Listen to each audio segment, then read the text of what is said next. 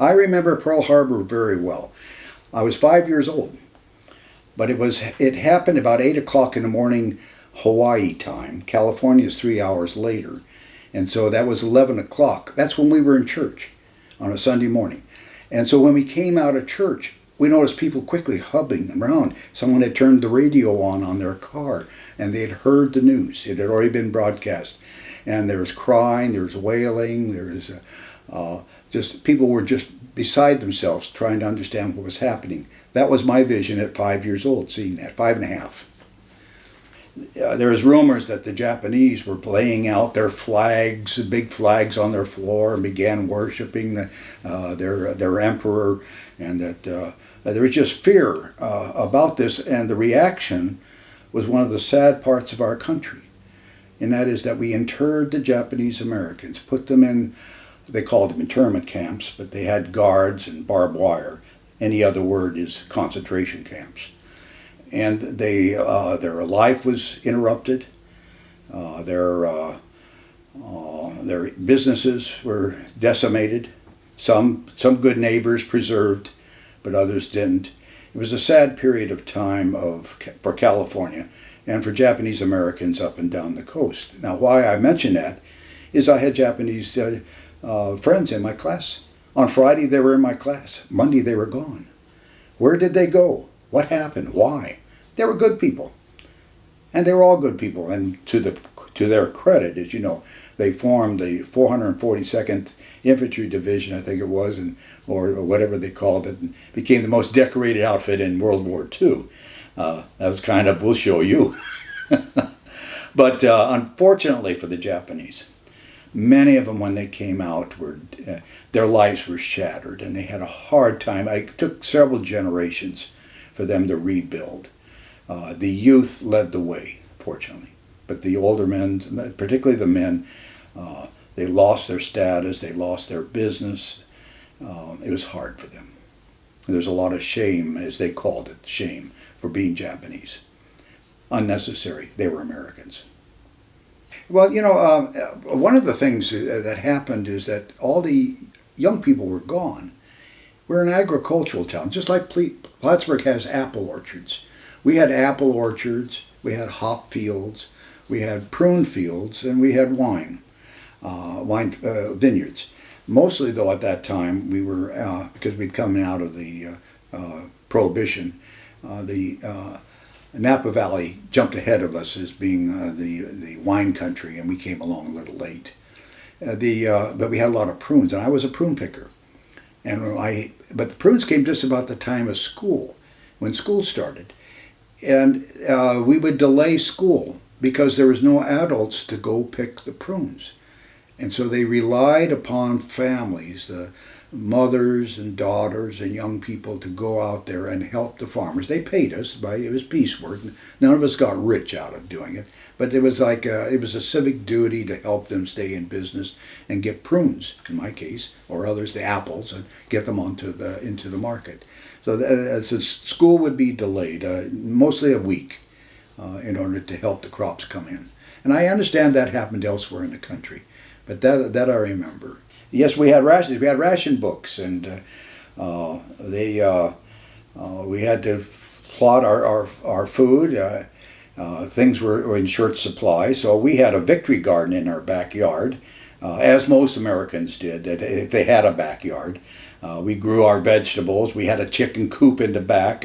My job was to go round up the eggs every day, and I didn't have to round up the chickens. My folks took care of that for me. But we had to guard our food and guard what we ate. One of the things I remember, though, is that onions were readily prevalent. So we had peeled onion on our table with a paring knife in it for breakfast, lunch, and dinner.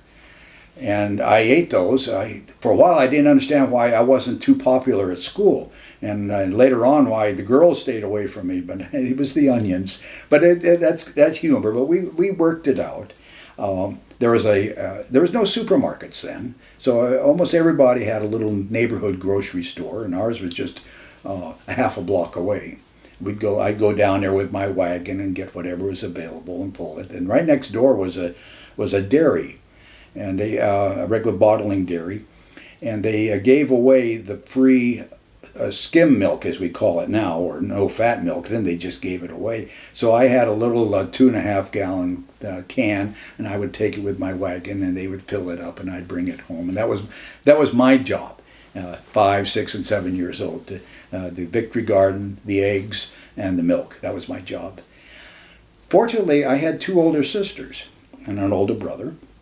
My 2 older sisters were teenagers of marriageable age and dating age for sure. And we had 2 military bases that were created because of World War II. An Army Air Force base, Army Air Base, and a Naval Air Base.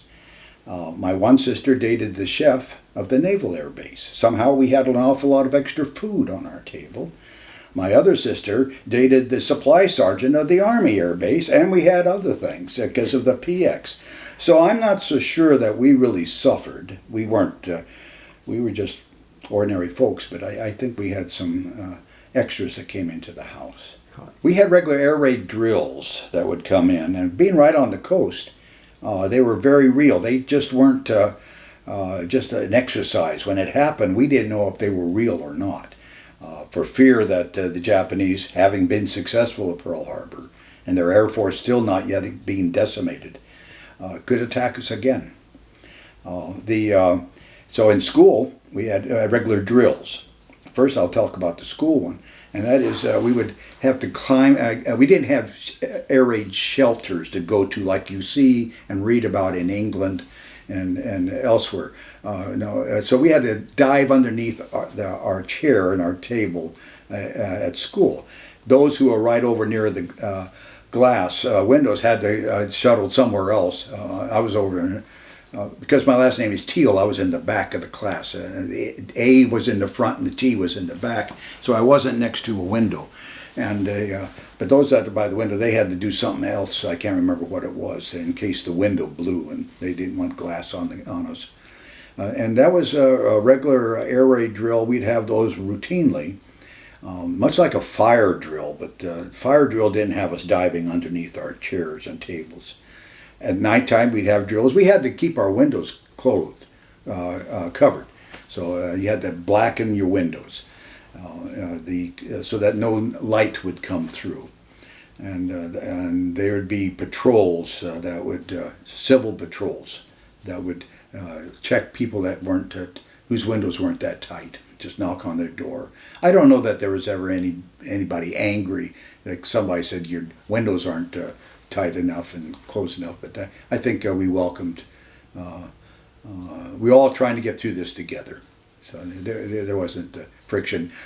The air raids in the nighttime would come, and they were just again exercises, or somebody had seen something on the coast, and we had people with binoculars on the coast, and they might see something that was there or wasn't there, but in a word of caution, they would have an air raid. There was no television, so we only had radio, and the 6 o'clock news would usually give us an update. That would be national news of the various commentators. One of the ones we'd really like to hear was Edward R. Murrow, because he was embedded right into the Europe, right near the firing lines, or in England during the Blitz. So it was welcome to hear him and the others, and we would listen around. Everything turned quiet. There would be no eating during the war, or during the news. We would listen to it. It would be about 15 minutes long. And that's where we would get our news. But on Saturday, we had a newspaper called the San Francisco Call Bulletin. And it used to have a green sheet that was for sports. That would be all their sports. But during World War II, they turned that into a report of the war. And so on one weekend, one Saturday, it would cover the European theater, and on the other Saturday, it would cover the Pacific theater. And they'd have large maps out, and you could see what was happening. You were getting information from 2 to 4 weeks late, because you didn't want the enemy to know where we were and such like that. But it was good enough for us. And between that and the reports, Some people had, we had no military members in our family, so we didn't get letters from the front line, but some got letters, and they were very careful what they said, but sometimes they gave you extra insight of what was happening. VE Day, I remember. And I don't remember VJ Day. Surprisingly, on the Pacific Coast, you would think you'd remember VJ Day.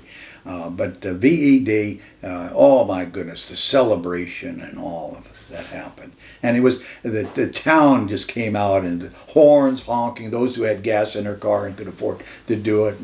And kids would run around even on horns on their bicycles and squish them. It was an exciting day. You know, I lived in a town that was fundamentally peaceful, but there was times when there was tension in the town.